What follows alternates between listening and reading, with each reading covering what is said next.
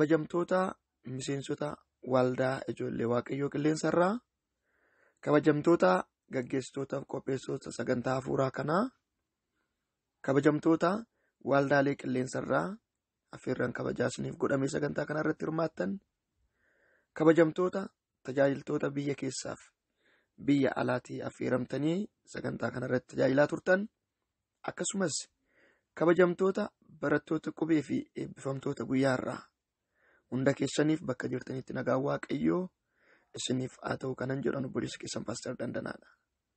Haasawa gabaabaa gochuuf waanan jiruuf obsaan na hordofaa. Egaan hunda dura yaada fi barbaacha of kennuu fi kutannoo kana inni isin keessa kaa'e waaqayyoo ulfina guddaa haa fudhatu yommuun jedhu, ammas irra deebi'ee barattoonni qubee fi eebbifamtoonni marsaa sadarkaa barnootaa keessan kanaa baga gammaddan, baga waaqayyoo carraa kana isiniif kenne jechuun barbaada.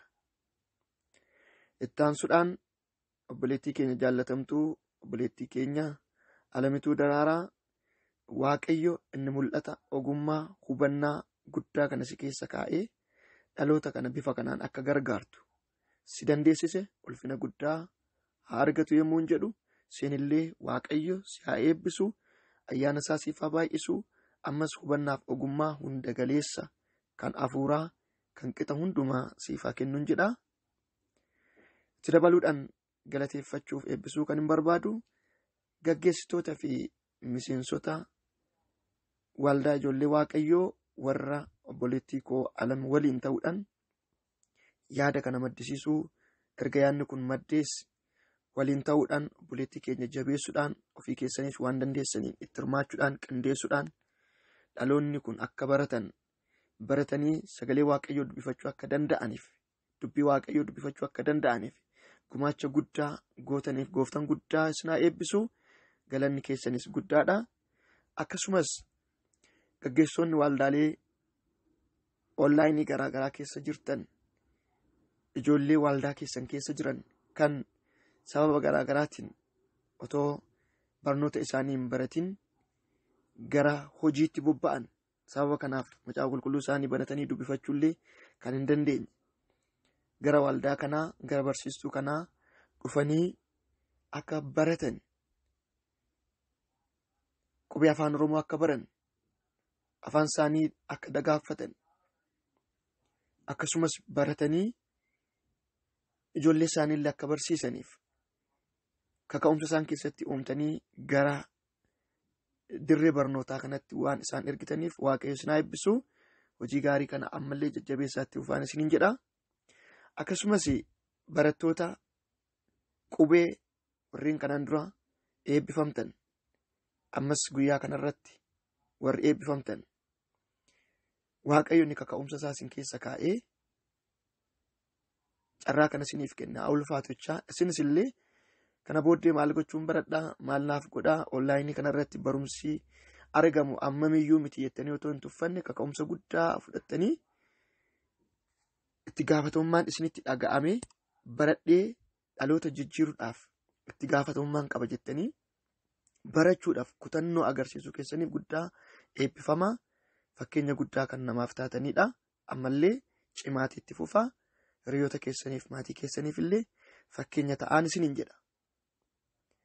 Ergan kana jedhee deebi'ee akkanaaf galutti eebbi kun akkaataa qabiyyee barnoota qubee onlaayinii irratti karaa waldaa kanaa fi barsiistuu Alamiin qindaa'een kan ta'edha. Qabiyyeen eebba kanaa qabiyyee eebba isaa manni barnootaa idilee yookaan kan mootummaa fi miti mootummaan barsiisanii ittiin eebbisanirraa adda. Sababni isaa akkaataan hundeeffama isaatii fi ka'umsa isaa, bakkii fi haalli ittiin barattoonni kun baratanii fi barsiistuun kun barsiistu barnoota gadi fagoo fi hedduu qindaa'aa ta'e barnoota idileedhaan walgitu kennuudhaaf mijataa waan hin taaneef kaayyoon isaa akkan hubadhutti barattoonni carraa barnootaa hin arganne, otoo carraa barnootaa hin argatin biyya isaaniitii ba'an qubee afaan Oromoo kan hin beekne barreessuu dubbisuu kan hin beekne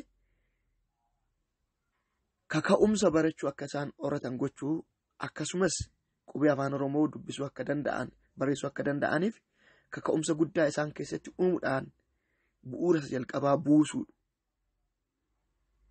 Sana booddee muuxannoo kanaaf kaka'umsa kanarraa ka'uudhaan barnoota isaanii kallattiiwwan garaa garaatiin distaansiinis haa ta'u erga gara biyya isaaniitti deebi'anii barnoota idilee isaanii galanii barachuudhaan sadarkaa barnoota isaanii guddisaa akka deemaniif haala mijeessuudha. Ammas irra deebi'een jedha akkanaaf galutti eebba yeroo jedhamu barattoonni kun waan hundumaa baranii waan hundumaa fixanii sadarkaa eebbifamuu waan ga'aniif kan eebbifaman otoo hin taane akkaataa qabiyyee sagantaa kanaatiin isteeppii tokkoffaa lammaffaa sadaffaa jechuudhaan sagantaa ba'e keessatti kan eebbifamanidha. Fakkeenyaaf qubee afaan Oromoo dubbisuu danda'uun boqonnaa tokko yoo ta'e jecha ijaaruu hima ijaaruu akkasumas barreessuu danda'uun boqonnaa biraa ta'eetti itti ufachuudha. Warra haaraa dhufarreef jalqabanii fi warra aabaa caadaa baranii jecha ijaaruu danda'aniif wajjin si'a tokko taa'anii barachuu waan danquuf dabareedhaan kan kennamedha. Gahuma kanaan sagalee kana kan dhaggeeffattan si'a jalqabaatiif akkaataa barnoota kanaa kan hin barre akka hubattan hamma naa galee isiniif ibsuuf. Kun ogummaa guddaadha. Kanaan dura chaanaalii kiyya Obdii Miidiyaa irratti obboleettii kiyya Alamituu Daraaraa keessummaa godhee affeeruudhaan afgaaffii bal'aa gooneen eebbi kun akkam akka ta'e akkaataan barsiisuu kun akkam akka ta'e ibsa bal'aa nuuf gootee turte. Ibsa bal'aa sanarraa barattoonni isheellee dhuga ba'umsa laatanii turanii kan dubbisuu hin dandeenye akkaataa ittiin dubbisuu danda'an kan barreessuu hin dandeenye akkaataa ittiin barreessuu danda'an himallee ijaaruu akkaataa ittiin danda'an dhuga ba'umsi guddaa laatameera. Gahuma kanaan afgaaffii sana yuutuubii Obdii Miidiyaa irraa argachuu dandeessu akkasumas meetii chaanaalii obboleettii keenya Alamituu irraa argachuu dandeessu. Egaa barattoonni baay'een akka kanaan dura baratan guyyaa kanattis baay'een isaanii akka eebbifaman barreessuu dubbisuu sadarkaa jalqabaa akka isaan danda'an itti fufanii immoo karaalee mataa isaaniitiin carraa argatan hundumaan yookaan boqonnaa isa itti aanu karaa obboleettii keenyatiin qindaa'uun yookaan immoo karaa nama biraatiin boqonnaa barnootaa qindaa'uun jechoota jajjabaa hima jajjabaa ijaaruudhaan sadarkaa beekumsaanii guddifachuutti kan ce'an tarii immoo kan gara biyyaatti galan mana barnootaa galanii barnoota isaanii sirriitti barachuudhaan kan gabbifatan akka ta'an nan hubadha. Kun waan guddaadha. Ammallee akkan odeeffannoo qabutti barattoonni haaraan galmaa'anii barachuudhaaf akka jiranillee quban qaba. Kana wajjin wal qabsiisee wantin dubbachuu barbaadu inni jalqabaa obboleettii keenya Alamituu Daraaraaf dhaamsin ani dhaamu barbaacha isaaf kaka'umsa isaa kana kan si keessa kaa'e Waaqayyoodha. Waaqayyoon galateeffata. Hojii gaarii jalqabdi kana otoo hin nuffin otoo hin dadhabin cimsitee akka itti fuftu gahuma kanaan waamicha sii godhuun barbaada. Har'a siif dadhabbii ta'uu danda'a. Garuu gatii dadhabbii keetii Waaqayyo biraayis dhaloota kana biraayis hin argatta boru. Hojiin gaariin silumaayyuu boqonnaa sammuuti waan ta'eef kana booddes bifuma kanaan cimtee jabaattee akka itti fuftu gahee kee akka ba'attu waan sirraa eegamu waan humni kee danda'e goote isammoo ati bira hin geenye namoota gara birootti dabarsuudhaan cimsitee akka itti fuftu gahuma kanaan si jajjabeessuun barbaada.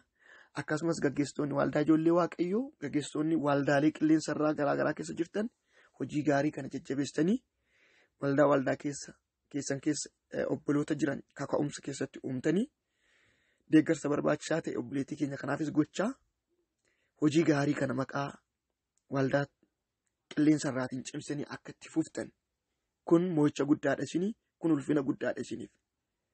Hojii seena qabeessa gara fuulduraatti miidiyaalee gurguddaadhaan ba'ee mul'achuu qabudha jedhee namana.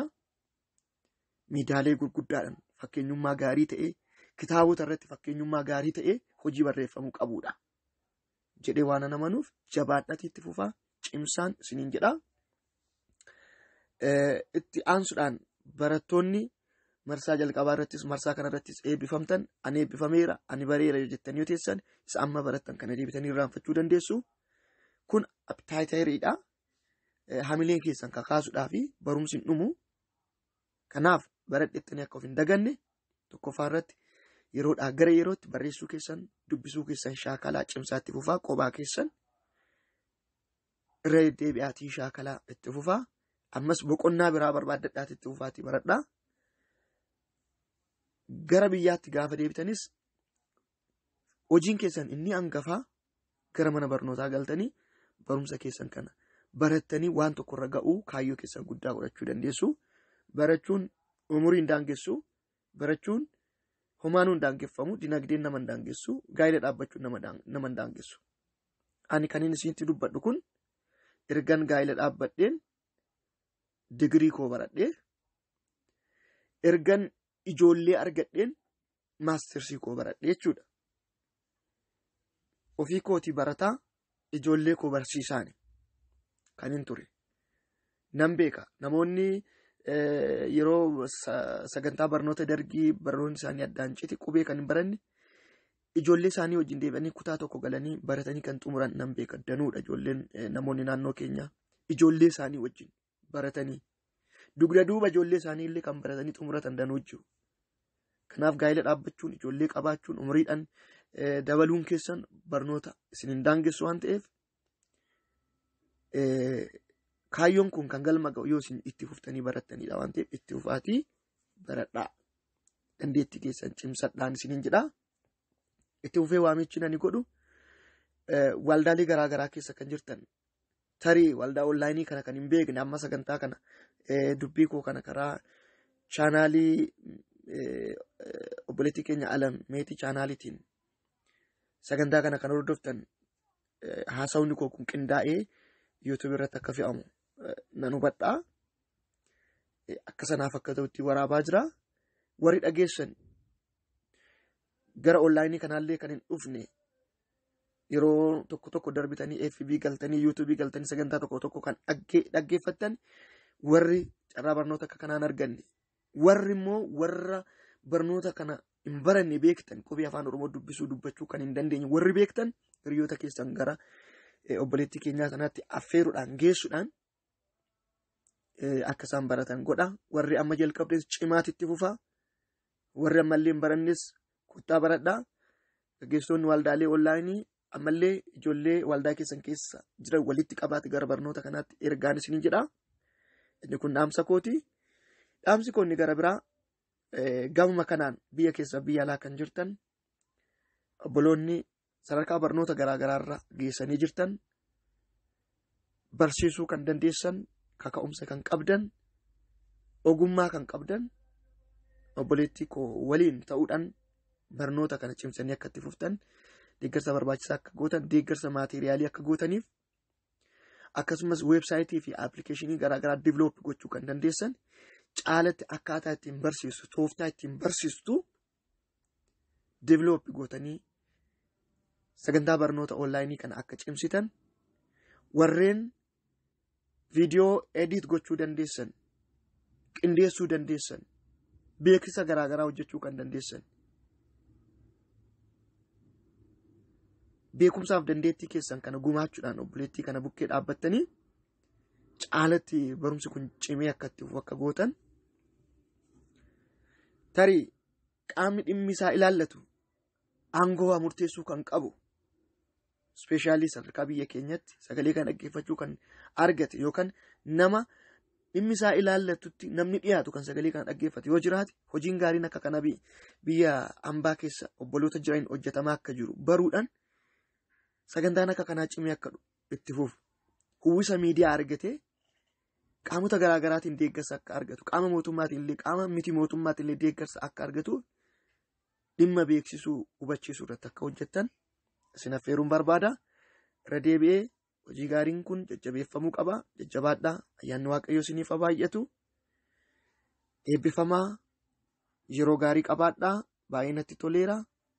Baga gammaddan. Ergan kana jedhee deebi'ee anis barsiisa gorsa fi tajaajilawwan garaagaraa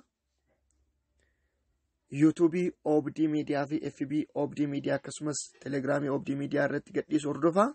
Keessumaayyuu Oobdii Miidiyaa jedhaatii search godhaa, yuutuubii kiyya sabiskiraayib godhaa, sagantaa achirratti darbu hordofaa. Waan na dhaggeeffattaniif ulfaadhaa. Kabajamtoota miseensota waldaa ijoollee Waaqayyoo qilleensarraa.